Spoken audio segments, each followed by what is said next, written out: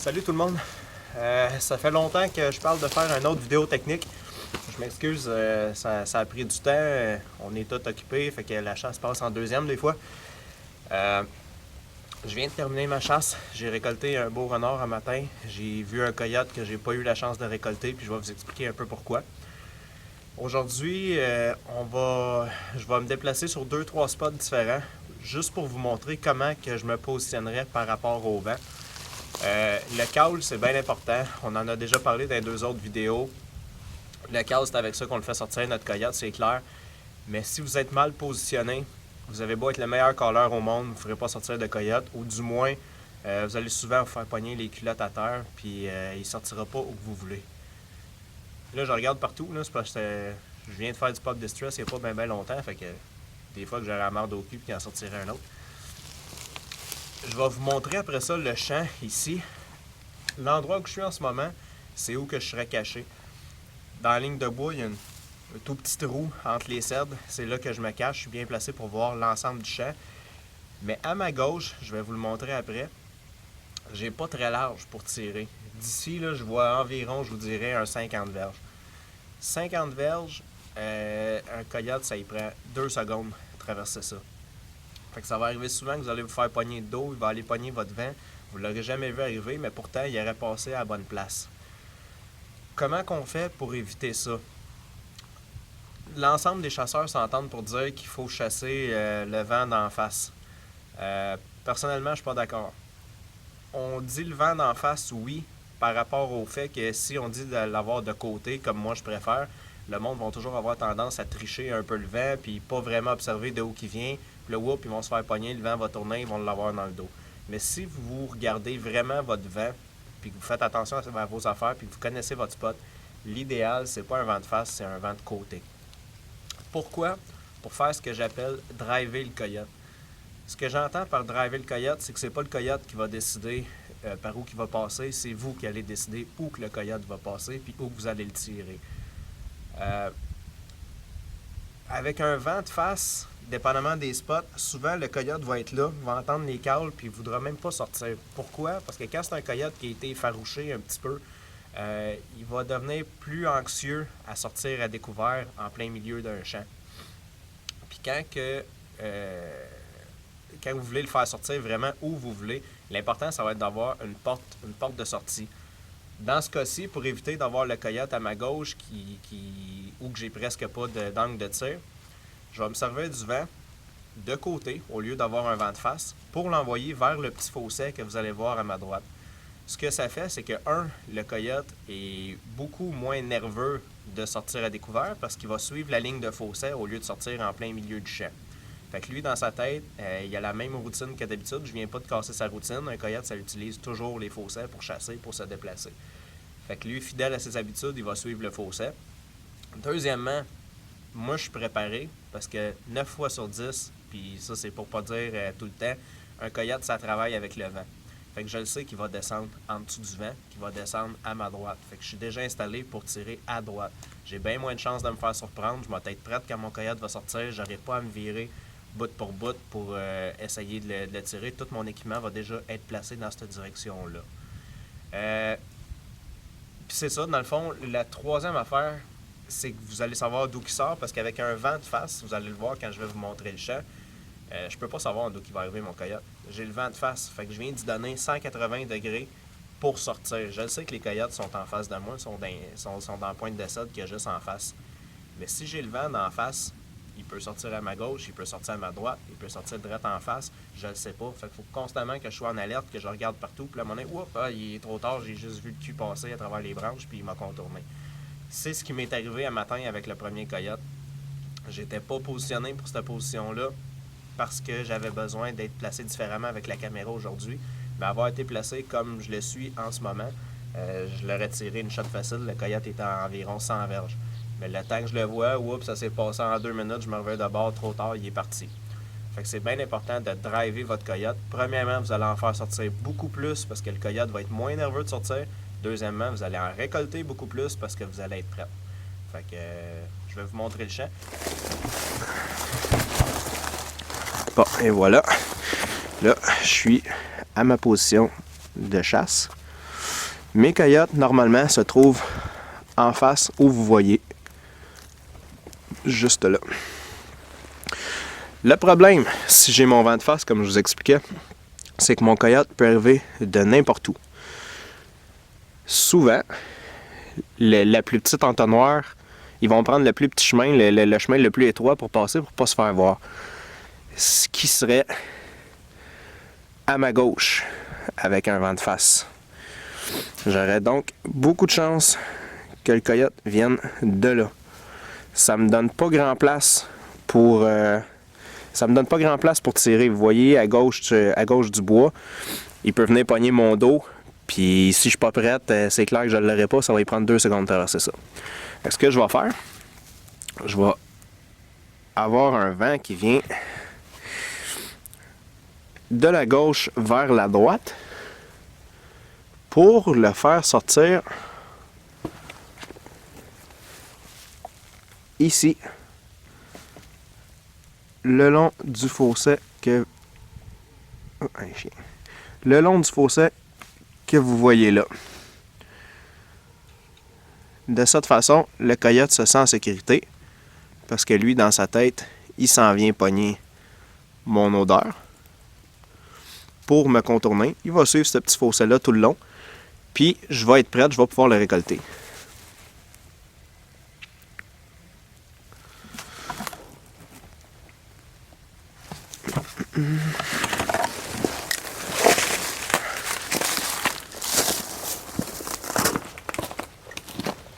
Ce petit fossé-là, ça a l'air de rien.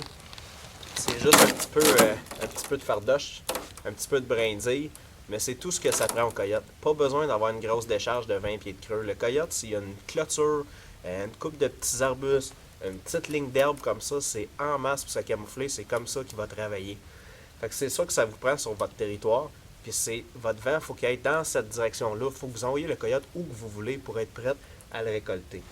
Maintenant, comment qu'on fait pour le faire aller là, autre qu'avec le vent, c'est qu'il faut se servir du son. Si on serait 2 chasseurs, là c'est correct, le fossé il est très très proche, mais si on serait 2 chasseurs, le caller serait ici, puis le tireur serait assis le long de la ligne de fossé. De même, il va le tirer dans ses bottes, même que le coyote arrive. Si vous êtes seul, puis que vous utilisez un câble électronique ou avec des jumelés avec un decoy comme j'ai fait à matin, vous allez le placer un 100-150 verges en haut du fossé par rapport au vent.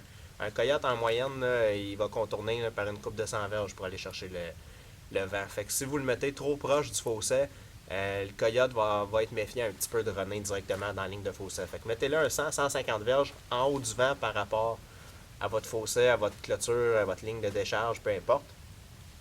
Puis le coyote, dans ce temps-là, va se sentir à l'aise d'utiliser cette partie de terrain-là, ce fossé-là, cette clôture-là, pour contourner votre call, votre decoy, puis aller chercher le vent. Avec un vent de côté, par exemple, c'est vraiment important de ne pas tricher. Soyez sûr que votre vent est parfait pour vous installer de cette position-là, parce que s'il tourbillonne le moindrement, vous avez bien des chances qu'ils réussissent à vous sentir plus rapidement. Fait que ça va être plus efficace pour les faire sortir qu'un vent de face, mais il faut être vraiment très prudent, connaître son territoire, avoir regardé exactement le vent que ça nous prend. Fait que ça, c'est un peu le genre de stratégie pour les grands champs. Comme vous voyez ici, c'est un champ qui a environ 400 mètres par 400 mètres. D'un grand champ, c'est exactement la même chose. Vous allez vous servir d'une décharge, d'un fossé, peu importe. Là, on va aller voir comment on ferait pour fonctionner dans un plus petit champ en forêt, puis en forêt aussi. Fait que, on s'en va dans 2 minutes. Regardez c'est quoi les chances. Je m'en viens vous montrer comment chasser ce spot à coyote-là. Je monte dans la cabane, j'ai pas ma carabine. Il y a 2 coyotes dans le trail.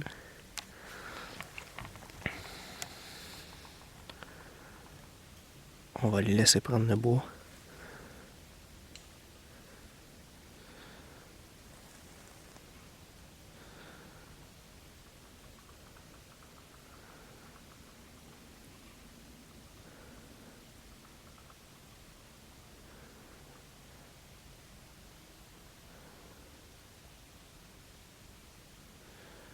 Un blond puis un gris qui sont beaux.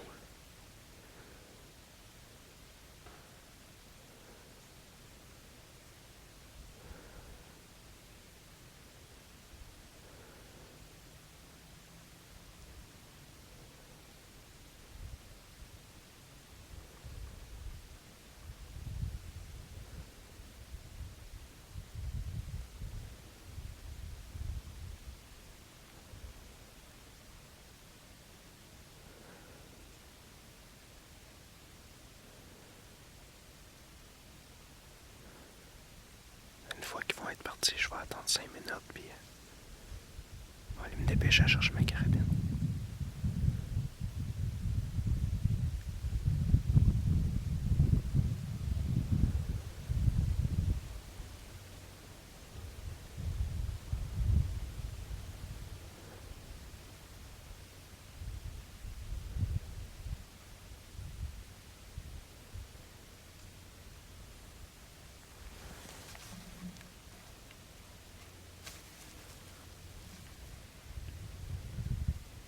Il regarde le truck. Mon truck est 50 verges à droite.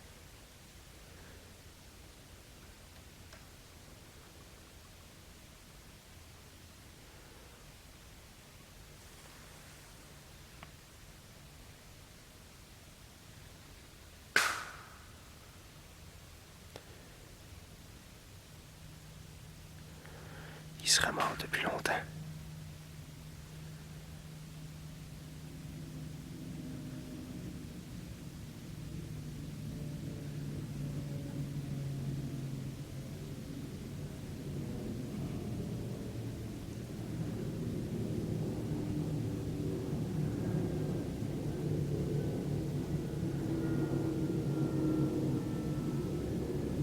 Voyons donc c'est quoi les chances. La femelle blonde est vraiment belle. Vraiment, vraiment belle.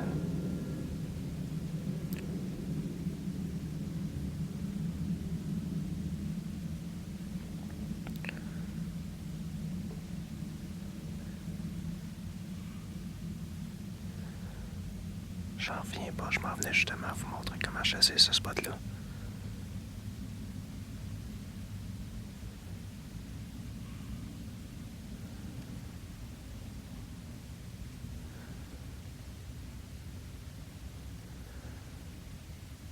C'est vraiment un bel animal. Je comprends pas ceux qui chassent ça avec haine pis dédain.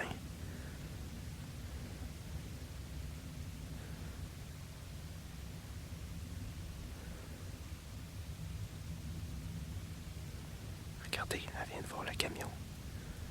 Un passeur. Le cri, lui, il l'a déjà analysé. C'est pour ça qu'il porte moins attention. La femelle blonde, elle vient juste de s'en rendre compte.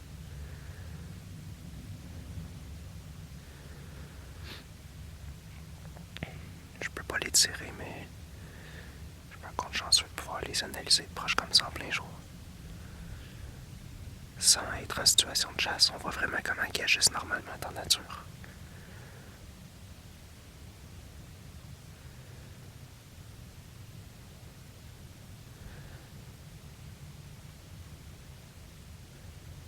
De toute beauté.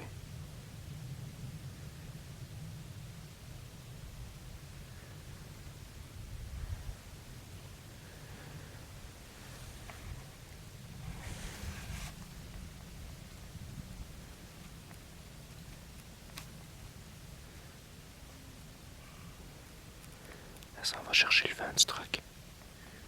Regardez la femme. Elle sait qu'il y a de quoi de pas correct. Beaucoup plus nerveuse que l'autre.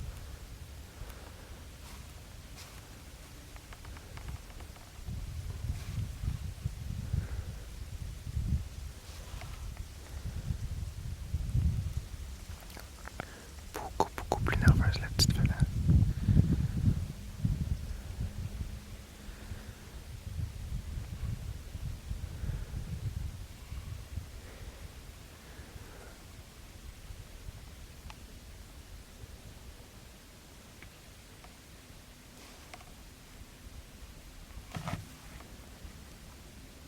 Allez, c'est ça, prends le bois, ma belle. Prends le bois.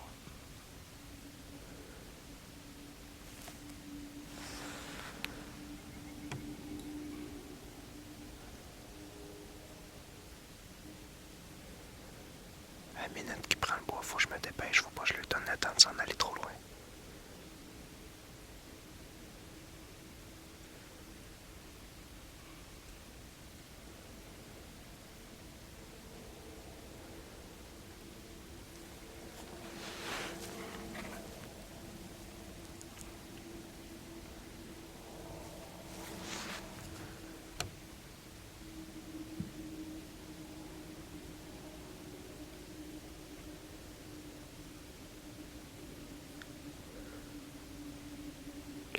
juste en arrière.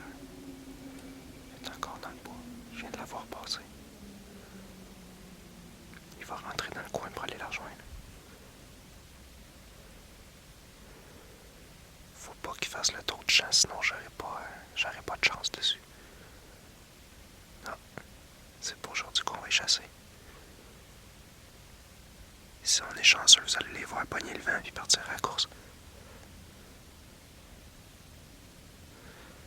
Mais le vent tourbillonne un petit peu. Regardez, il est en train de marquer son territoire. Regardez la position de la tête quand il regarde en arrière, la position du corps. Il regarde où est rendue sa femelle.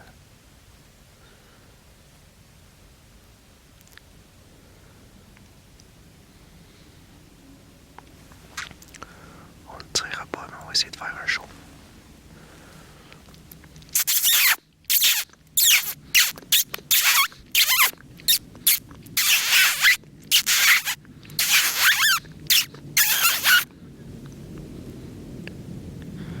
On va voir si le truc les dérange.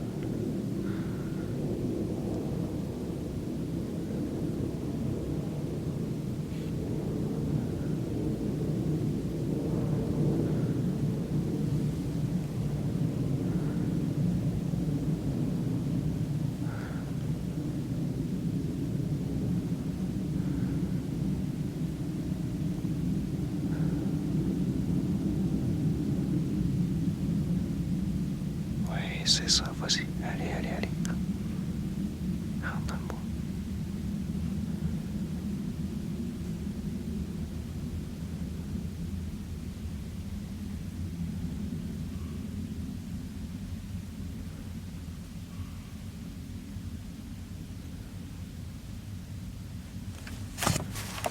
Pour vous donner une idée, regardez, il était où mon truc?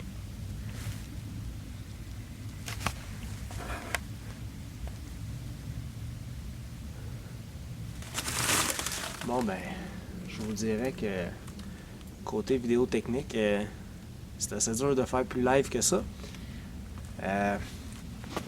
Ce que vous avez vu, ce que les deux coyotes ont fait, c'est exactement ce que je m'en vais vous montrer sur ce genre de territoire-là. Des petits champs comme ça.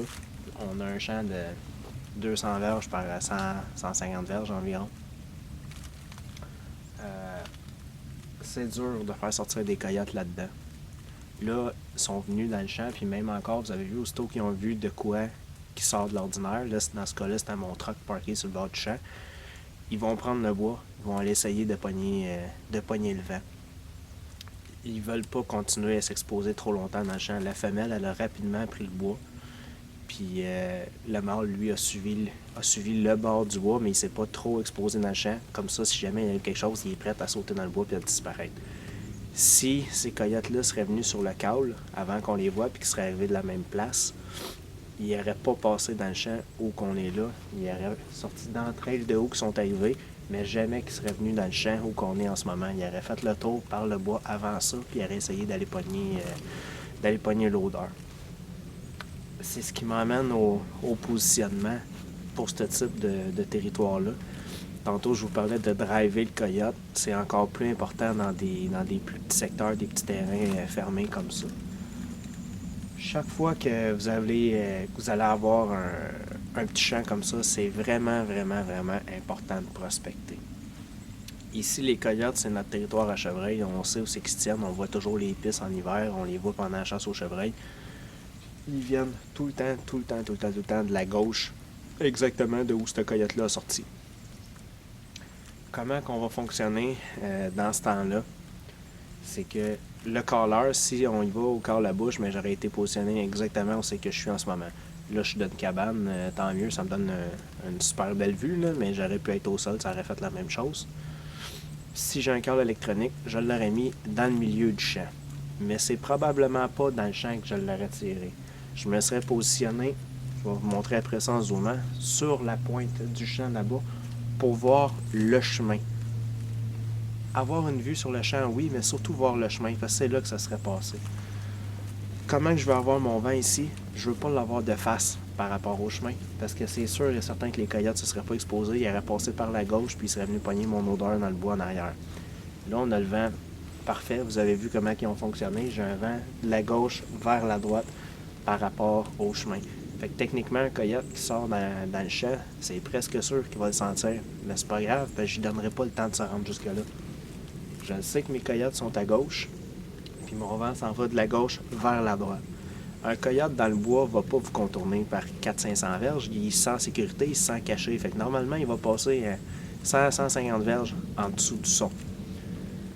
Fait qu'en ayant mon call là, je sais que les coyotes vont vouloir traverser ce chemin-là, suivre le bord du bois comme qu'ils ont fait. Là, ils ont sorti dans le bois parce qu'ils sont arrivés sans. Ils ont sorti dans le champ parce qu'ils sont arrivés sans que je cale, mais normalement, ils auraient resté dans le bois. Ils seraient allés en dessous du call, ils auraient pogné l'odeur, ils m'auraient senti bye bye.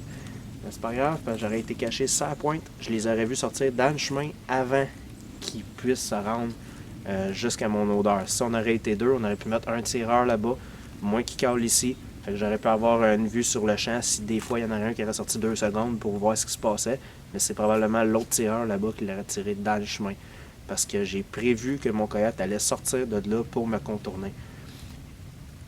Dans un grand champ, c'est pas tant important de voir loin, c'est important de voir où il va passer. Puis c'est autant plus vrai quand on chasse des petits secteurs fermés comme ça. Ça me donne absolument rien de voir ce champ de 200 par 200 là. Je suis bien mieux de voir le petit chemin là-bas qui me donne à peu près une shot de 100 verges, mais que je le sais que c'est là que mon coyote va passer pour venir contourner mon son. Quand on va chasser un chemin forestier aussi, on est vraiment en pleine forêt, puis on va chasser vraiment juste une trail qu'on appelle. On va chasser exactement de la même manière. Supposons que je chasse une trail, puis je sais que mes coyotes sont en avant de moi, à ma gauche. Je vais m'arranger pour avoir quand même, je vous dirais, une vision d'au moins 100 verges. Là. Ça arrive souvent quand même dans le bois des bonnes trails en ligne droite. Là, vous êtes capable d'aller chercher 80, 90, 100 verges. Ça prend au moins ça. Si vous avez rien que 50 verges, ça donne pas grand-chose. Je sais que les coyotes sont en avant de moi, à ma gauche. C'est bien important de prospecter. Faut que je sache de quel côté du chemin ils vont être.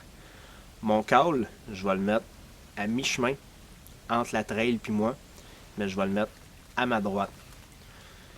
Je veux que environ 50 verges, 60 verges dans le bois par rapport au chemin. Puis je veux que l'odeur du call, dans le fond, que l'odeur du son, s'en aille sur ma trail. Votre call, de cette technique-là, vous allez chasser qu'un call électronique, l'idéal en forêt. Là. Si vous êtes deux, ça va être le caller qui va remplacer le call électronique, mais l'idéal, c'est vraiment un call électronique. Ça laisse pratiquement pas d'odeur. Pourquoi vous allez le mettre dans le bois? C'est que vous voulez que le coyote utilise la trail pour venir pogner l'odeur, parce que c'est le seul champ de vision que vous avez. Fait que je suis assis complètement à l'extrémité de la trail. Mon call est à environ 50 verges en avant de moi, mais dans le bois à ma droite. Le vent s'en va vers la trail, puis mes coyotes sont à gauche, en face, plus loin. C'est pratiquement assuré qu'ils vont sortir à l'autre bout de votre trail, puis qu'ils vont utiliser ce chemin-là pour venir pogner l'odeur du call, l'odeur du calleur. C'est comme ça que vous allez les avoir en forêt. Parce que faire rentrer un coyote directement sur le call, à moins de chasser les érablières et les spots un petit peu plus open, c'est vraiment compliqué. Ça se fait, mais c'est compliqué. Quand vous allez chasser ce genre de terrain-là aussi, c'est important de caller moins. Plus vous callez, plus votre coyote peut vous contourner de loin. Moins vous callez, plus il n'y a pas le choix de se rapprocher pour essayer de pogner l'odeur et se fier plus à son odorat. Fait que c'est, dans le fond, c'est pas mal ce qui couvre le vent.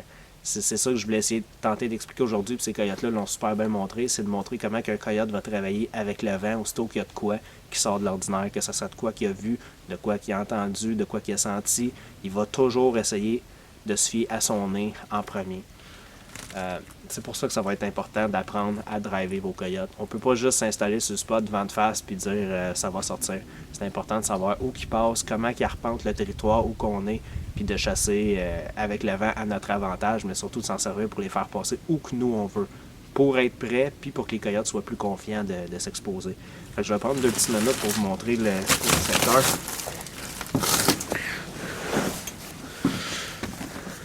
On pourrait pas être chanceux puis en faire sortir un autre. Bon. C'est ça que je je voulais vous expliquer, ce champ-là, il est vraiment pas grand. OK? Vous l'avez vu sur les images quand les coyotes étaient là. Mes coyotes se tiennent toujours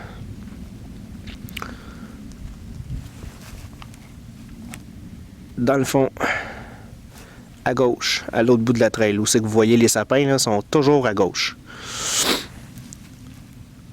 Si j'ai un vent de face, comme ça, là j'aurai le vent directement d'en face, les coyotes passeront pas par la droite pour me contourner et s'exposer dans le champ parce que la trail est beaucoup plus longue. Ils vont quand même vouloir servir du vent, mais en prenant le chemin le plus court.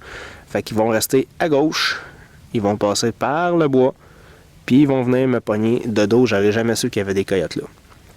Fait que ce que je fais, c'est que je mets le call au centre de ce champ-là. Puis moi, j'irai m'installer. C'est dur de zoomer avec ces grosses mitaines-là. J'irai m'installer ici. En étant installé là, j'aurai une super de bonne vue sur la trail qu'il y a là. Puis, dans le cas où un coyote serait un peu innocent et se présenterait directement dans le champ, ben j'aurais une vision sur mon grand champ aussi. Mais les chances sont beaucoup plus grandes que les coyotes sortent de la gauche, exactement comme qu'ils ont fait là, utilisent le petit chemin qu'il y a là pour venir pogner le bois à notre droite comme qu'ils ont fait, contourner et aller pogner l'odeur du call. Parce que j'aurais un vent qui s'en irait de la gauche vers la droite si je serais en situation de chasse et non un vent de face. Ok. Petit récapitulatif, les coyotes sont à gauche en haut de l'écran. Je veux pas avoir un vent de face, je veux un vent de gauche vers la droite. Comme ça, je les oblige à sortir dans le petit trail, dans le petit éclairci que j'ai là pour aller pogner mon odeur. Fait que bien important.